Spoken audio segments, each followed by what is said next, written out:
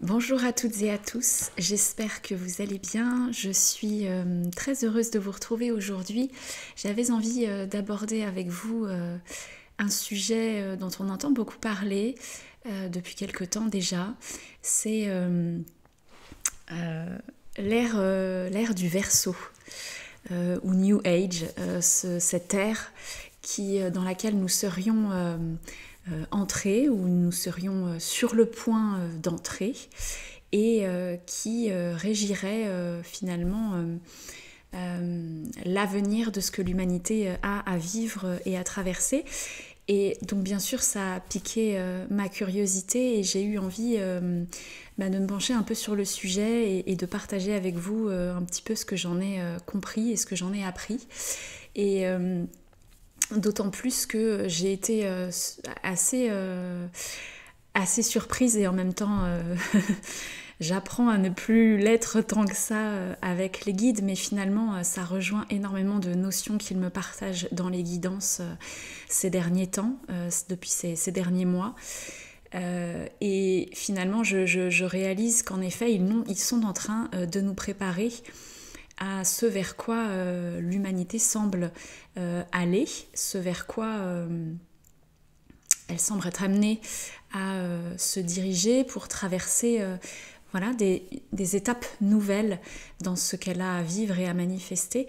Et voilà, j'ai trouvé ça particulièrement intéressant et donc voilà, c'est un sujet que j'avais envie d'aborder avec vous et de partager avec vous aujourd'hui et j'espère que voilà, ça vous intéressera tout autant que moi. Et en tout cas, ce qui est certain, c'est que nous nous sommes incarnés là dans une époque assez remarquable parce que nous sommes justement au cœur de cette transition puissante entre deux ères. Alors, je vais, avec mes mots et avec ce que j'en ai compris, parce que je ne suis ni astrologue ni astronome et que j'ai des notions et des compétences très limitées sur ce sujet, mais néanmoins je vais tenter brièvement de vous expliquer un petit peu comment ça fonctionne, qu'est-ce qui fait qu'en effet, qu'est-ce que c'est que cette notion d'air, comment est-ce que en effet on est amené à traverser des aires E accent grave RE différentes, qu'ils sont régis par un signe astrologique et quel impact, quelle influence ça a sur nos vies. Et pour ça, je vais m'intéresser un petit peu à l'histoire, à ce par quoi l'humanité est passée, et brièvement, hein, rapidement, mais les différentes ères que nous avons été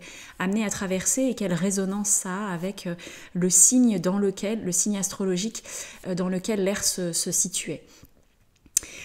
Donc d'un point de vue astronomique et astrologique, ce que j'en ai compris, c'est qu'en fait, donc, on traverse, donc la Terre, traverse en effet différentes aires zodiacales qui sont dues au mouvement de la Terre dans l'univers, c'est-à-dire que notre planète est sujette vraiment à une perturbation de sa trajectoire orbitale du fait de l'attraction du Soleil et de la Lune, et cette attraction, cette perturbation engendre un mouvement rétrograde. Alors on entend beaucoup parler, hein, notamment des planètes rétrogrades et de Mars rétrograde.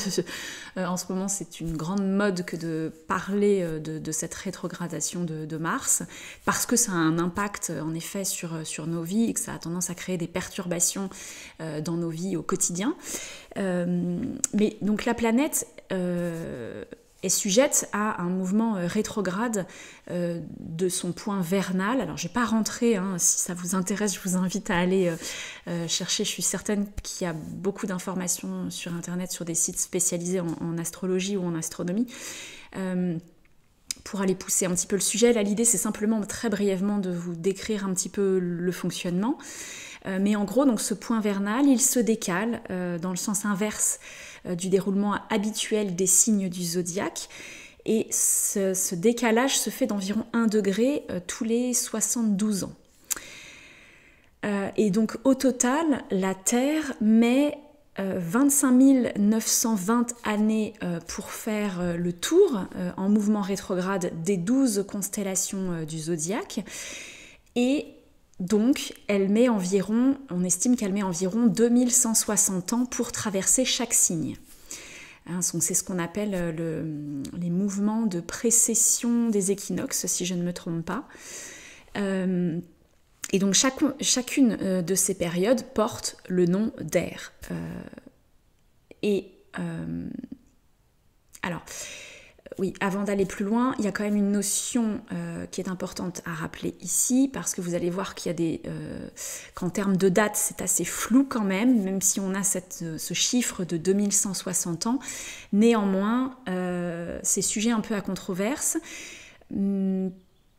Parce que en fait certaines constellations sont vraisemblablement de taille variable et se superposent, ce qui fait que ça rend assez difficile en fait la datation précise de l'entrée ou de la sortie dans chacune de ces ères. Et ce qu'il faut savoir, enfin ce que j'ai cru comprendre, en tout cas ce que j'ai pu lire, c'est qu'au niveau astronomique, il y a des chevauchements du coup entre certaines ères qui peuvent aller jusqu'à 500 ans. Donc, parce que vous allez voir qu'en termes de date, on ne serait pas tout à fait a priori encore dans l'ère du Verseau. Cependant, il y a quand même beaucoup de choses qui sont décrites, en tout cas qui caractérisent l'ère du Verseau, l'influence de ce signe zodiacal sur donc nos vies. Et très clairement, ce sont déjà des choses que l'on est en train d'expérimenter, que l'on commence à vivre et à entrevoir. Donc il y a quand même vraiment quelque chose a priori qui est déjà en train de se manifester, même si a priori on n'y est pas encore tout à fait. Mais il est probable qu'il y a du coup là une sorte de chevauchement et qu'on est vraiment quand même déjà dans cette transition entre l'ère précédente et celle dans laquelle nous entrons actuellement.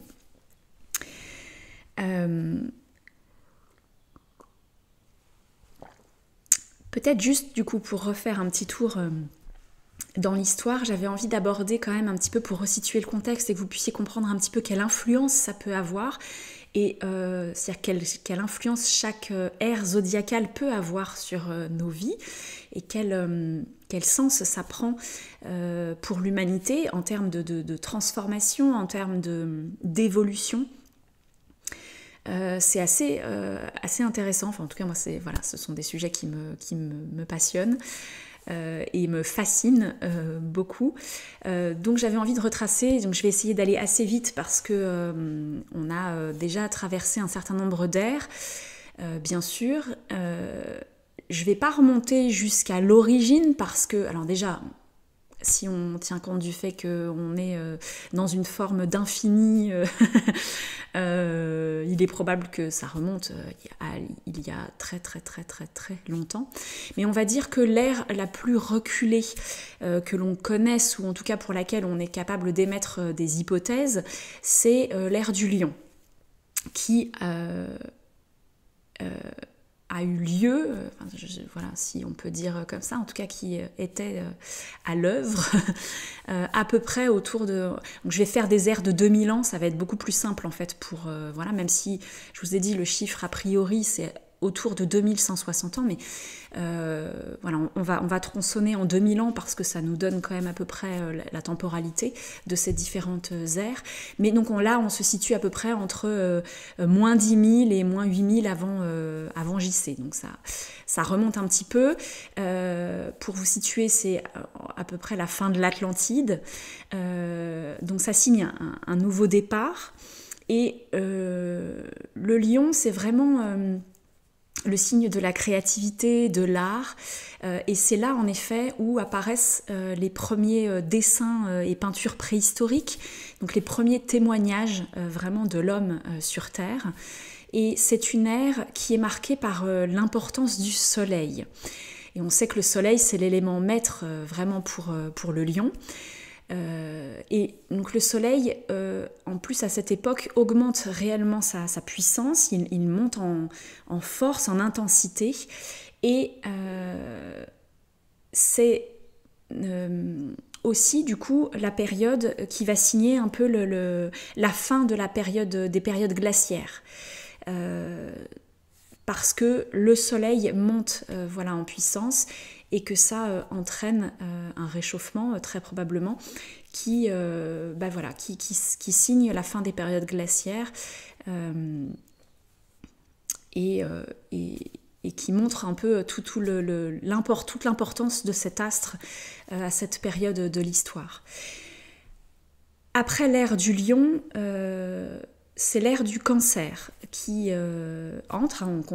On est en rétrograde, donc les signes sont dans le sens inverse de ce que l'on connaît d'un point de vue zodiacal. Donc l'ère du Cancer, elle se situe à peu près entre moins 8000 et moins 6000 avant JC. Et c'est le début de la construction des maisons. Le Cancer, c'est vraiment le foyer, la famille, la maternité. Et du point de vue de l'humanité, c'est en effet la période où vraiment on va commencer à construire, à construire des maisons, à commencer à instaurer vraiment cette notion-là, la notion de maternité aussi qui est très très présente. Et pour le coup, le Cancer, lui, est sa planète maîtresse. Alors, c'est la Lune. Alors, en astronomie, ou en astrologie plutôt, j'ai compris qu'on parlait la Lune et le Soleil qui ne sont pas des planètes, ce sont des astres, mais néanmoins, on parle de planètes en astrologie pour la Lune et le Soleil. Je crois que ça simplifie un peu les choses. Et donc la planète maîtresse, ou l'astre maître pour le Cancer, c'est la Lune, et la Lune est vraiment associée à cette notion de maternité. C'est l'ère aussi pour laquelle il y a un lien avec la terre-mère très importante, très fort, et où il y a un vrai rapprochement des différents règnes. Le règne animal, végétal, minéral prennent vraiment une place importante durant l'ère du Cancer. Et alors toujours dans cette ce qu'on a acquis à l'ère du Lion avec l'art, la créativité, etc., va se traduire à l'ère du Cancer par de nombreuses statuettes de fertilité qu'on retrouve énormément. On en a des traces encore aujourd'hui. C'est vraiment le signe de cette ère du Cancer qui est autour vraiment du foyer, de la famille, je vous le disais, et de la maternité. L'ère du Cancer, c'est aussi le besoin vraiment de se protéger des éléments extérieurs, des prédateurs, de protéger les siens. Donc on fait foyer, on construit des maisons aussi pour se réunir, pour faire communauté et puis pour se protéger du monde extérieur. Donc c'est le début des communautés primitives, dont on retrouve beaucoup de traces et de vestiges, notamment en Chine, en Inde ou ailleurs dans le monde, mais ce sont vraiment les prémices de ces notions-là. Ensuite vient l'ère du Gémeaux, qui se situe donc à peu près entre moins 6000 et moins 4000 avant JC. Et alors le Gémeaux, c'est la communication. Donc c'est l'ère de la communication, l'ère de la pensée, de l'intellect. Et c'est la période de l'histoire durant laquelle apparaissent les premières écritures, les premiers symboles gravés dans la pierre, l'écriture qui va se perfectionner au cours de ces 2000 ans d'histoire progressivement, à travers notamment l'apparition des premiers hiéroglyphes, et ça va se perfectionner donc, principalement et notamment en Chine et chez les Égyptiens, donc les Égyptiens. Ça va être aussi l'apparition des premières pratiques en médecine. Et un autre élément marquant également, c'est l'invention de la roue, la notion de cycle. Et ça va ouvrir, le Gémeaux étant très curieux, le Gémeaux c'est la curiosité, l'ouverture sur le monde, la communication, tout ça. Donc toutes ces notions-là, elles vont aussi se traduire durant cette ère du Gémeaux par les premiers explorateurs qui partent à la découverte des océans.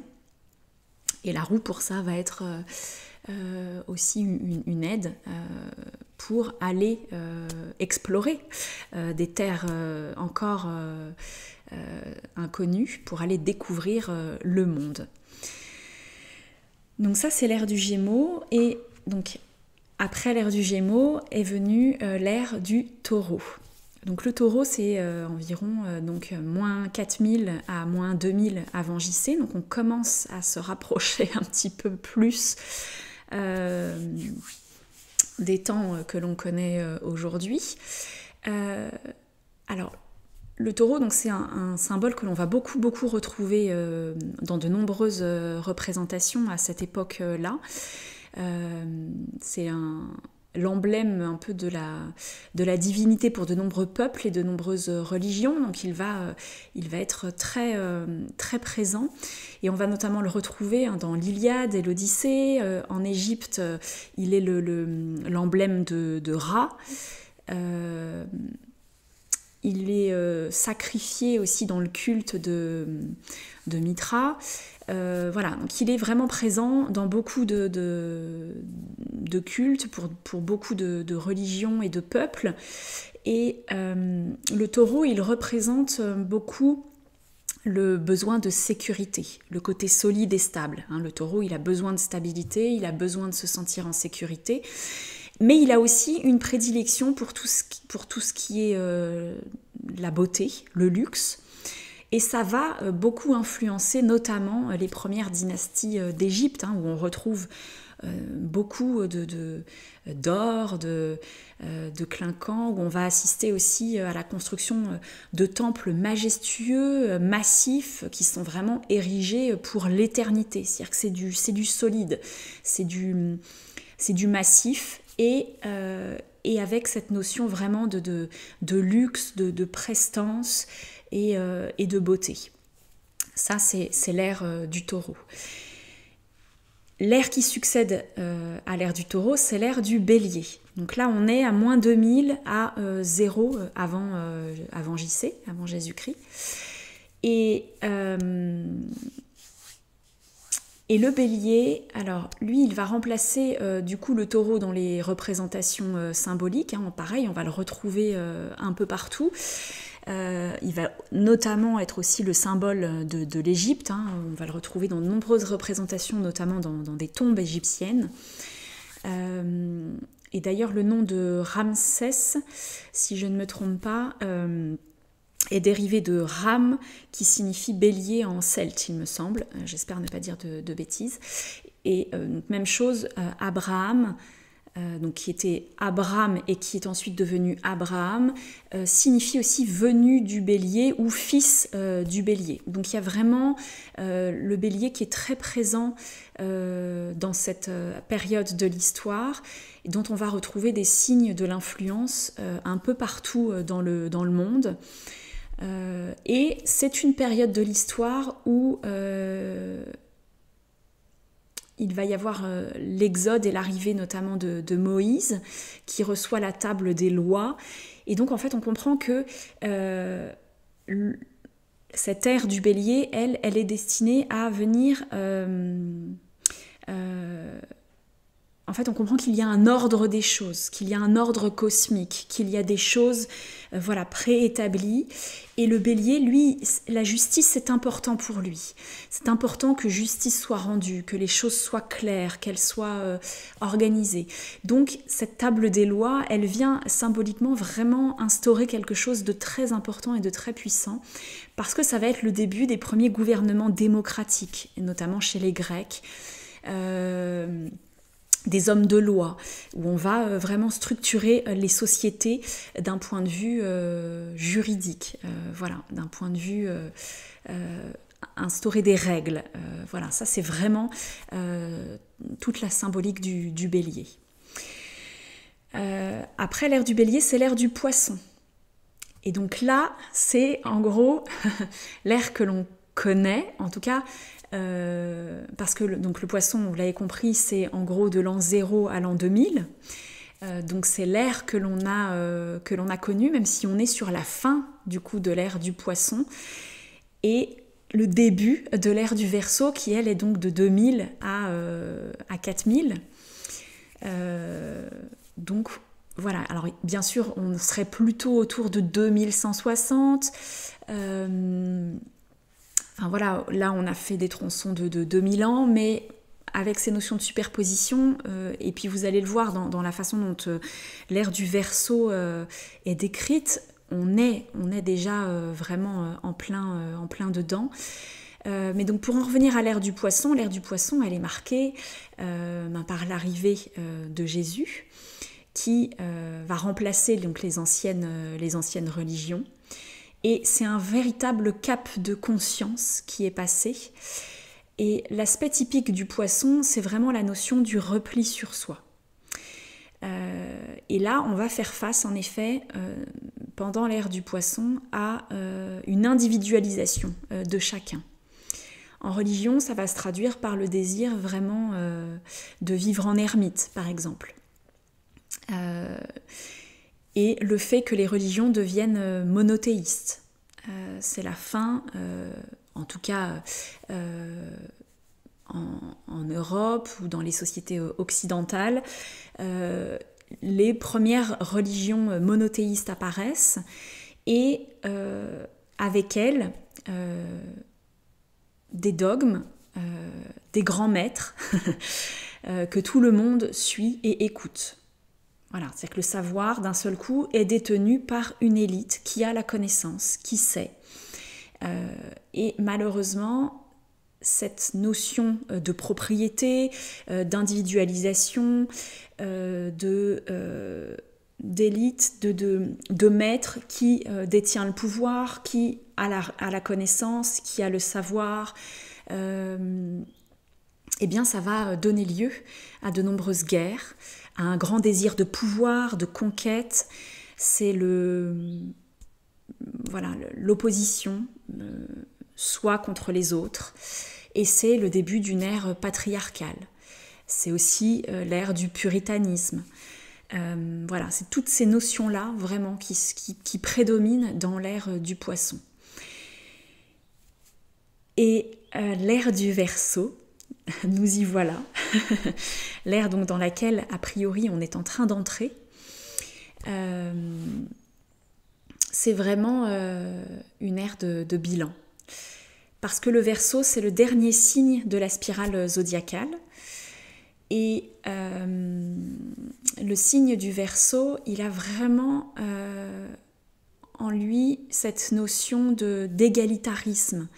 Il y a une notion aussi de révolution, parfois même de radicalité. C'est là où c'est important, quand c'est pas maîtrisé, le Verseau peut devenir radical, et c'est là où c'est vraiment, ça va être important de trouver l'équilibre dans l'ère qui s'ouvre à nous, parce que ça parle vraiment de contestation de l'ordre établi, de lutte contre les injustices.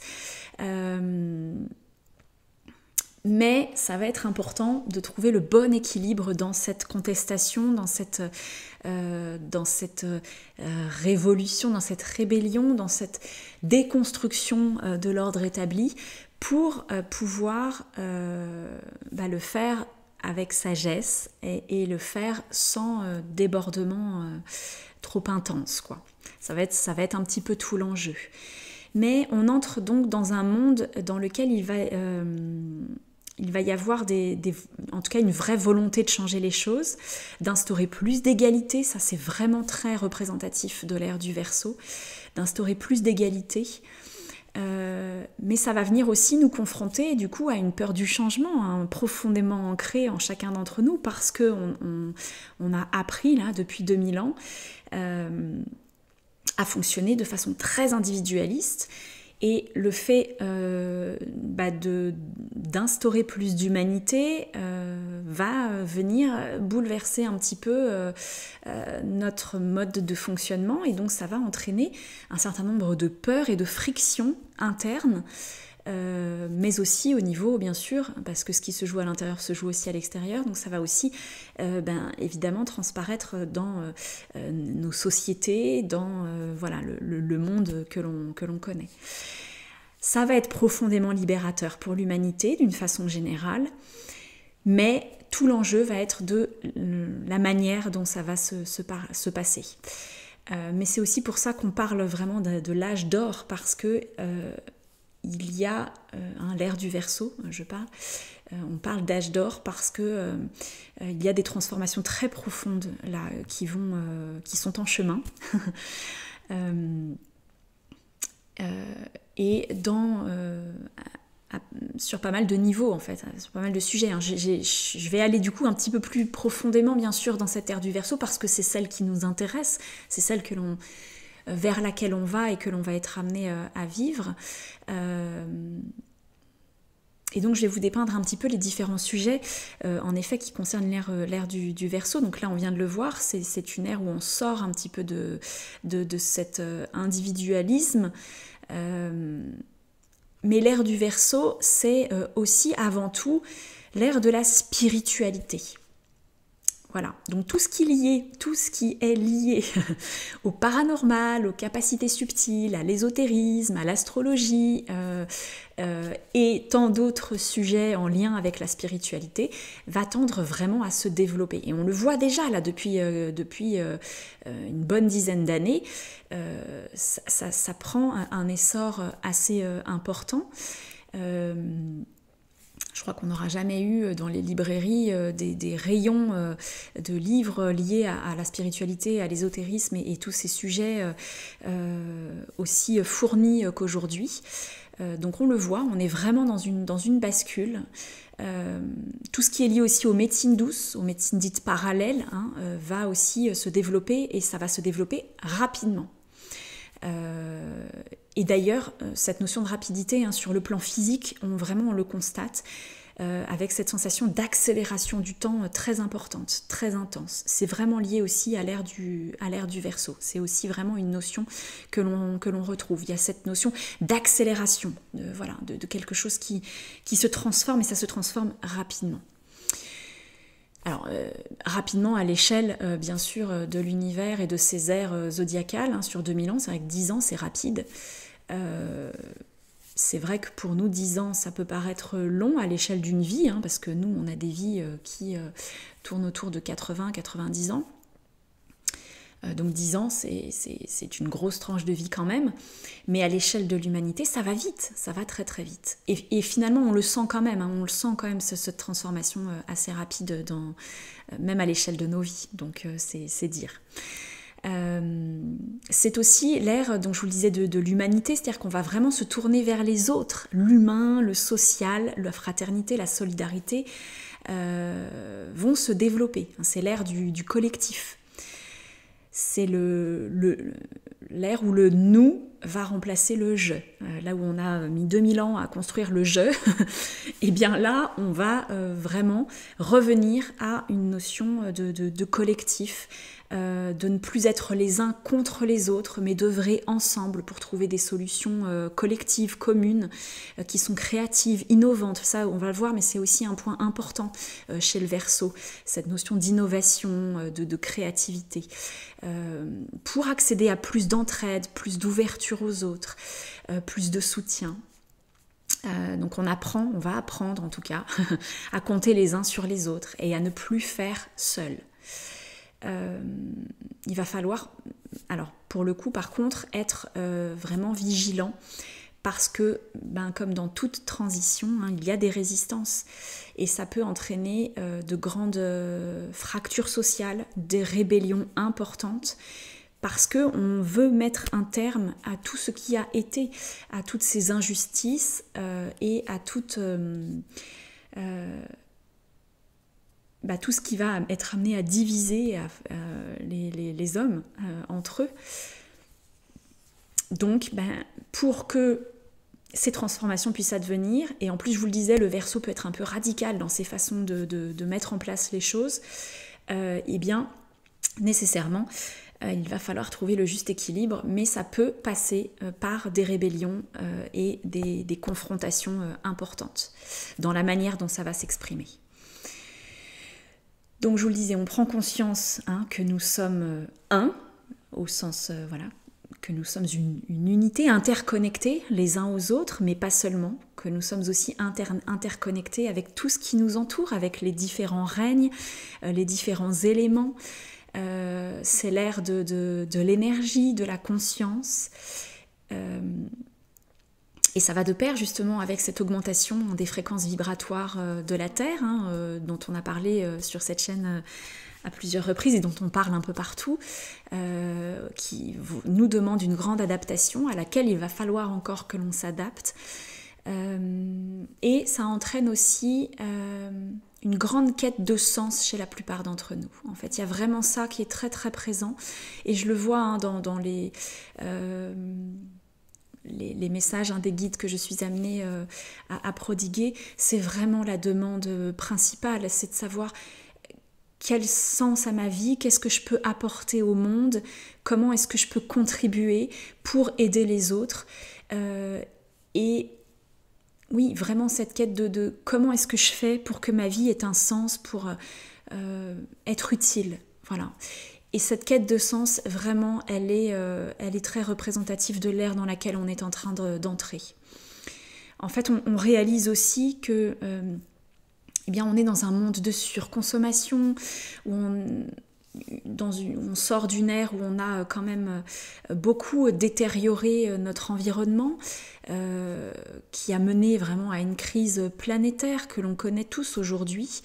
Et on vit un sursaut de conscience.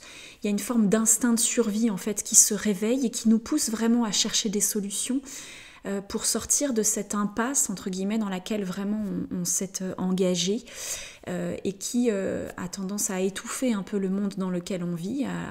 Il y a une sorte d'asphyxie du monde actuel, et un grand besoin de faire tout exploser pour retrouver un souffle nouveau, pour respirer et donner un élan nouveau au monde que l'on connaît.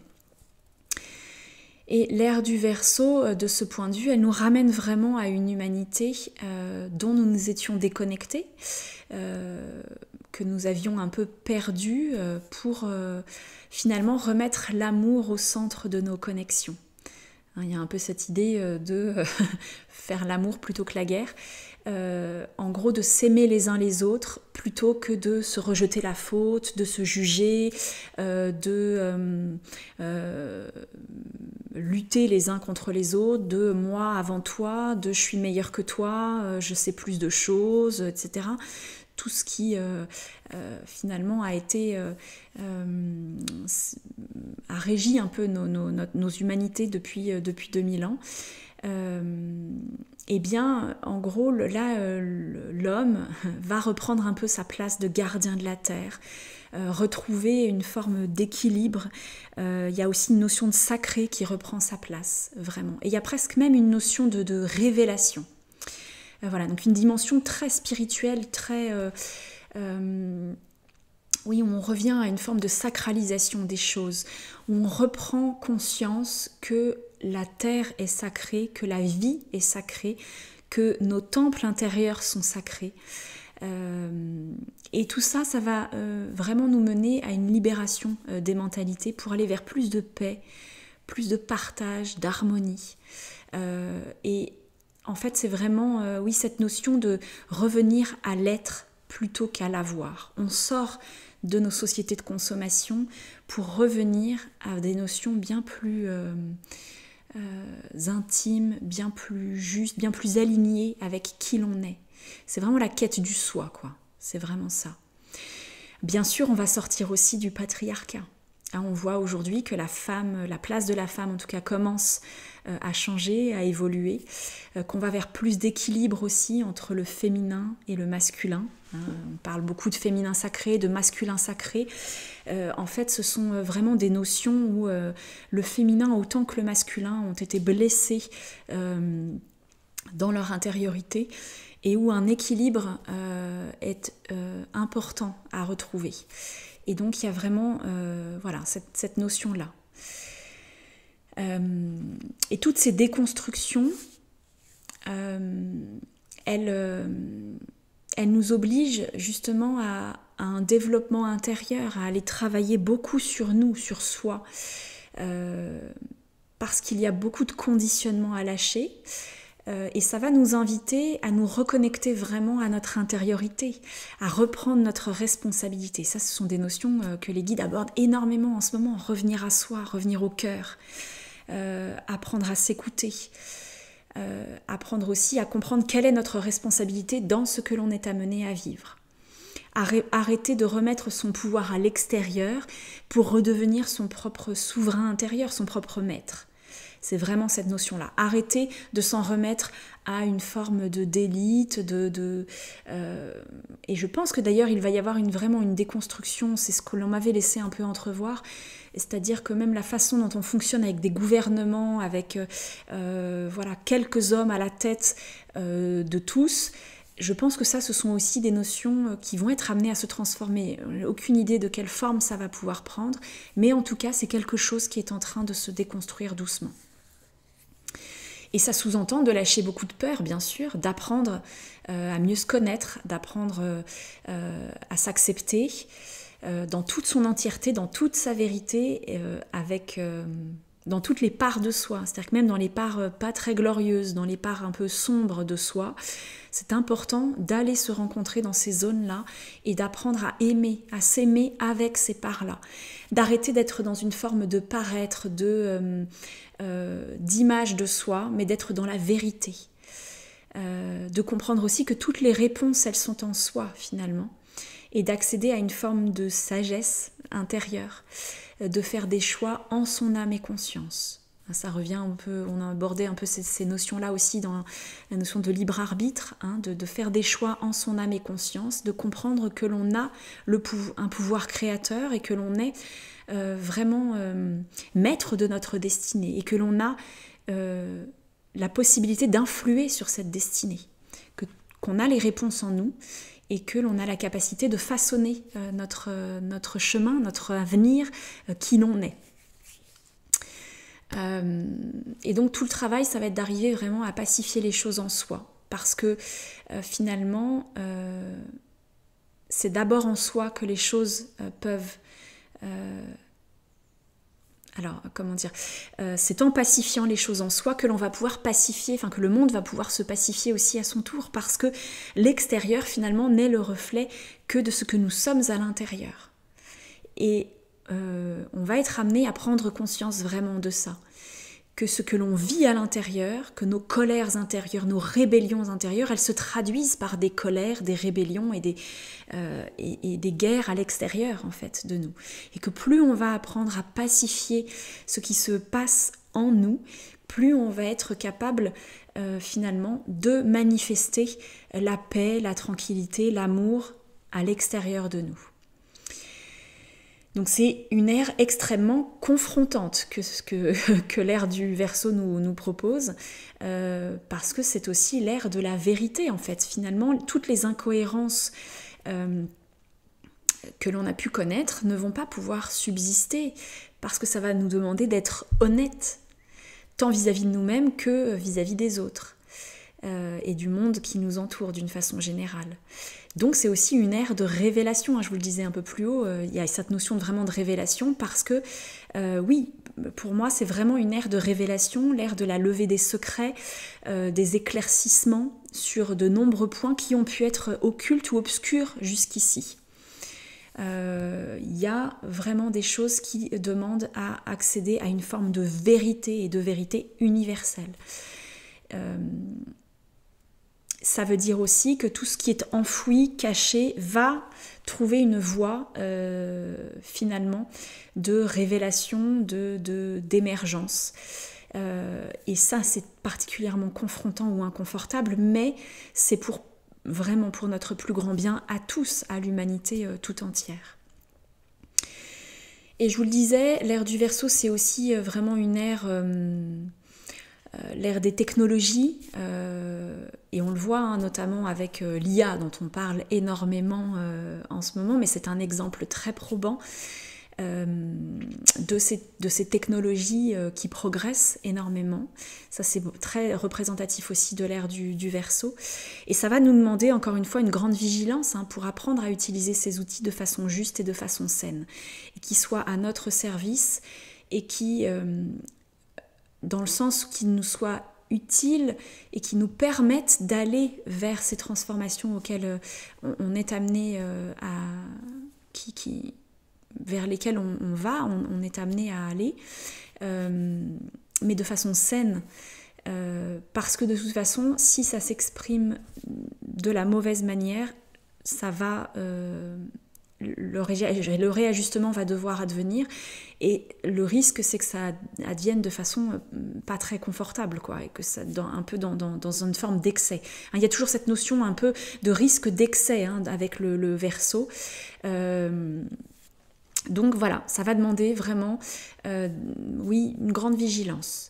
Ça va aussi nous obliger à être vraiment au clair avec ce qui est juste et bon pour nous permettre justement de faire preuve de discernement, pour nous permettre vraiment justement d'être clairvoyants sur ce qui se présente à nous, et sur toutes ces images qui peuvent nous être proposées, toutes ces choses qui peuvent, tous ces savoirs, ces images, qui nous sont proposés pour arriver à faire la part des choses, à être capable de sentir si est-ce que ça résonne avec moi, est-ce que ça me semble juste, est-ce que ça me semble vrai, authentique, ou est-ce qu'au contraire, non, ça c'est de l'ordre de la manipulation, c'est du faux, et ça ne résonne pas avec moi, et dans ces cas-là, il est important que je m'écoute et que je le laisse de côté. Parce que on est dans une ère quand même où il y a énormément de sollicitations, énormément, l'information est partout, on est bombardé d'informations, bombardé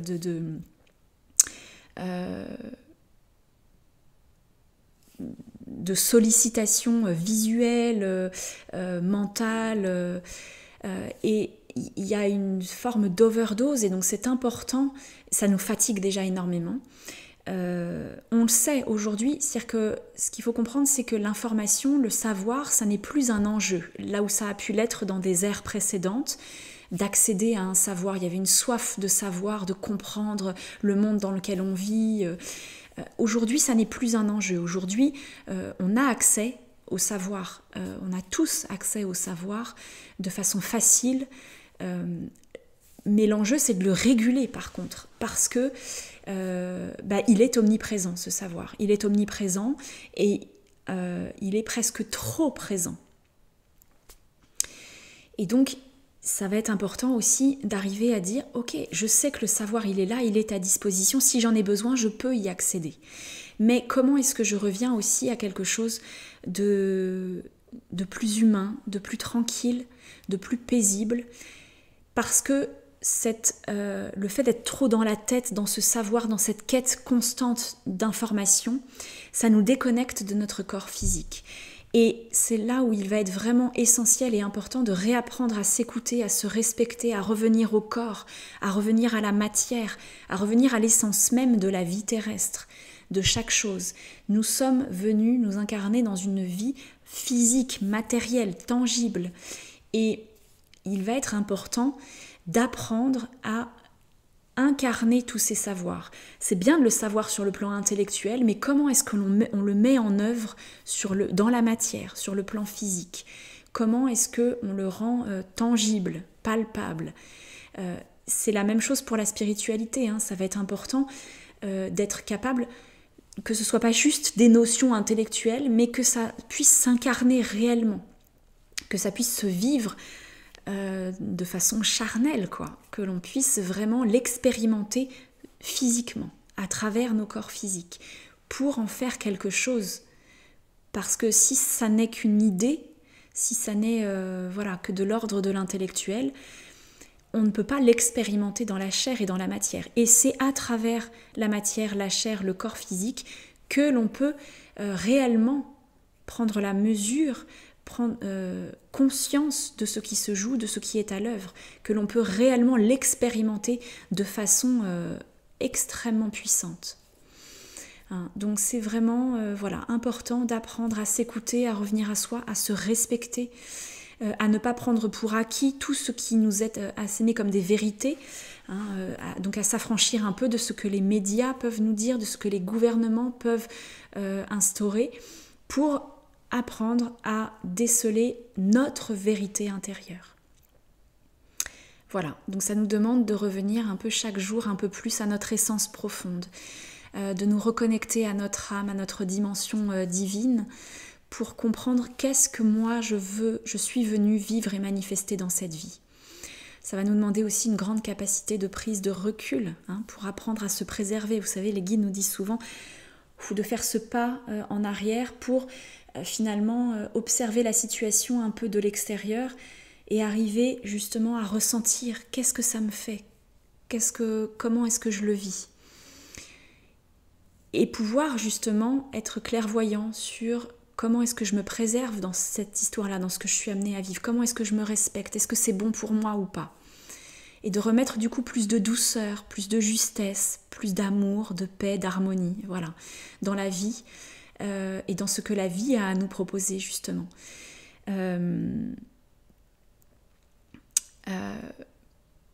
Pour finalement s'affranchir un peu des incertitudes et revenir à une forme de vérité, de confiance que ce que nous sommes amenés à vivre et expérimenter, eh bien, c'est une voie juste d'expérimentation pour nous, que l'on a quelque chose à comprendre et à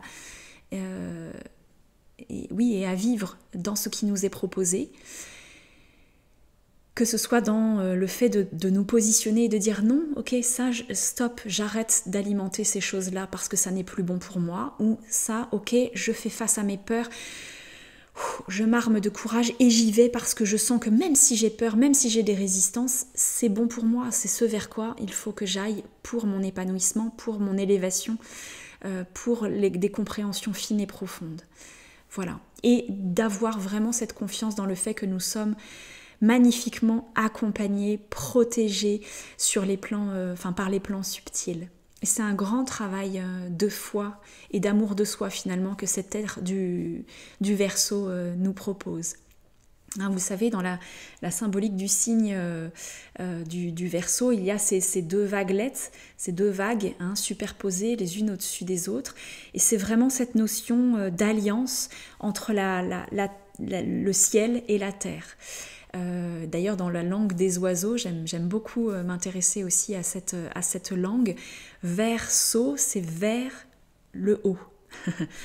Vers haut. Donc c'est vraiment une ère qui va nous permettre de nous élever. C'est ce qui nous élève. Ça va nous permettre vraiment de passer de l'indépendance à l'interdépendance et à trouver une voie vraiment d'élévation et de communion entre notre dimension terrestre et des dimensions plus subtiles dans lesquelles nous baignons. Mais c'est vraiment, c'est vraiment toute la promesse de cette ère du Verseau. Et je crois, oui, qu'il y a beaucoup de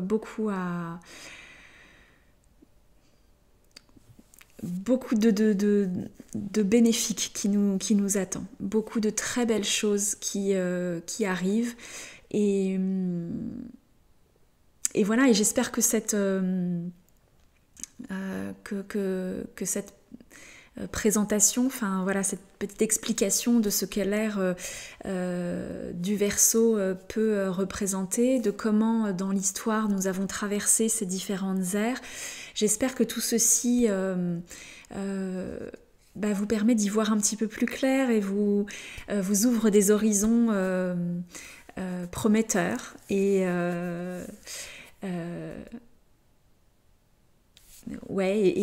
agréable en fait vraiment à entrevoir. En tout cas c'est mon cas. Ça réveille en moi beaucoup vraiment un appétit de vie, de découvrir. J'ai très envie de découvrir ce que cette ère nous réserve, de ce que ces prochaines années vont nous offrir comme transformation.